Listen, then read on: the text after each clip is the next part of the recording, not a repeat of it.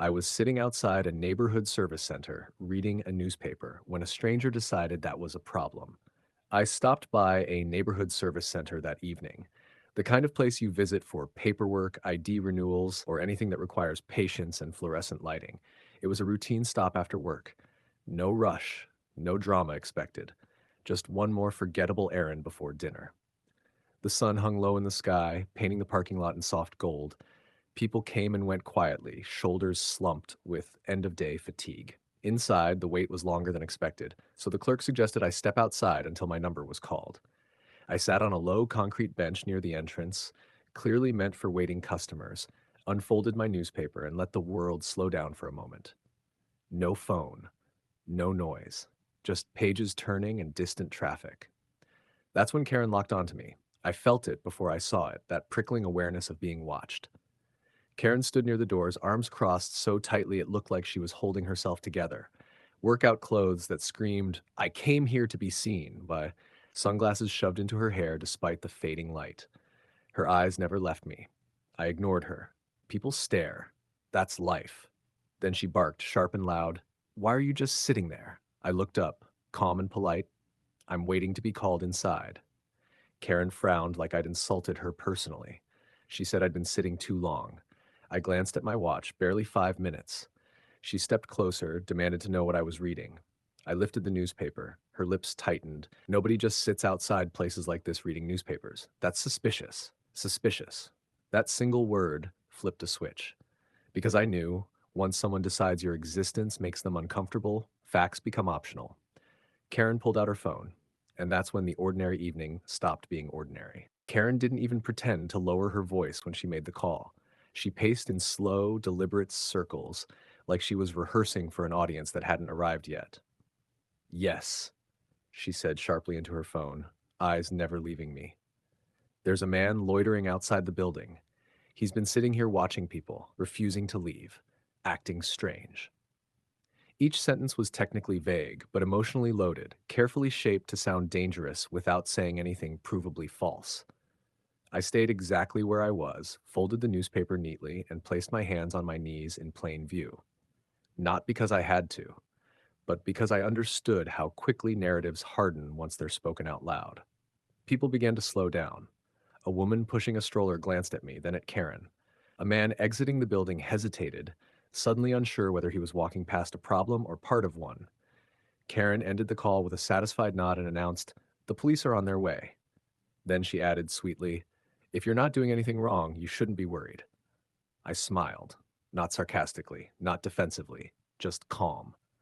10 minutes later, a patrol car rolled in. Two officers stepped out, neutral, professional, observant. Karen rushed toward them first, talking fast, adding details that hadn't existed 5 minutes earlier. I waited my turn.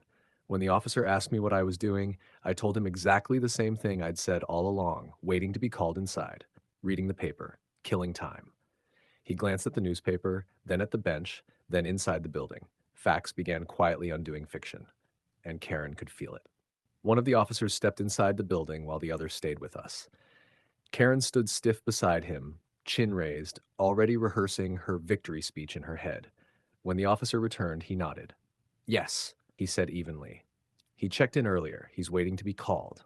The air shifted. Karen blinked. "Well, he's still sitting out here." The officer looked at the bench, looked at the newspaper, then looked back at her. "Ma'am," he said, "that's not illegal." Her mouth tightened. "So you're just going to let him stay?"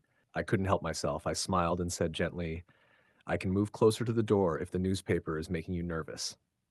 The officer coughed. The other one hid a grin. Karen's face flushed a deep, offended red. "This is about safety," she snapped. "People can't just sit around watching." The officer replied calmly, "He's reading the local news. If that's suspicious, we're going to have a long week." That was the moment. The beautiful one. The moment Karen realized authority wasn't backing her feelings. She sputtered, muttered something about people being too relaxed these days, and stormed off toward her car. Defeated, embarrassed, unheard. Before leaving, one officer leaned toward me and said quietly, "Sorry about that. Some people confuse discomfort with danger." I nodded, folded my newspaper again, and went back to waiting. And for the first time all evening, the bench felt exactly like what it was meant to be. just a place to sit. If you're enjoying this story, please like, comment, and subscribe for more moments where calm wins and nonsense collapses. Not long after, my number was finally called. I stood, walked inside, and handled my business without ceremony. No applause, no dramatic stares, just paperwork, a polite nod, and the soft beep of a system returning to normal. When I stepped back outside, the bench sat empty. Ordinary, innocent. The same bench that, minutes earlier, had somehow become a threat in someone else's imagination.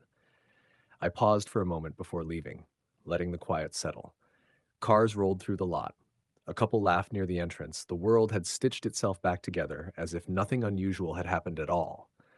But something had. As I drove home, I kept thinking about how easily calm behavior had been recast as suspicion, how sitting still, minding my business, and reading the news had been enough to trigger fear, authority, and escalation. Karen hadn't wanted answers, she wanted validation. And when she didn't get it, she walked away angry, not because she was unsafe, but because she was wrong. The sweetest part of the whole thing wasn't watching her storm off. It was realizing I never had to raise my voice, explain myself twice, or shrink to make someone else comfortable. I stayed seated. I stayed calm. And in doing so, I let the truth speak louder than accusation ever could. Sometimes the quietest response is the most powerful one. And sometimes the best revenge is simply refusing to move when you're already exactly where you're allowed to be. If this story resonated with you, please like, comment, and subscribe. Tell us where you're watching from. It truly makes us happy to see how far our stories travel.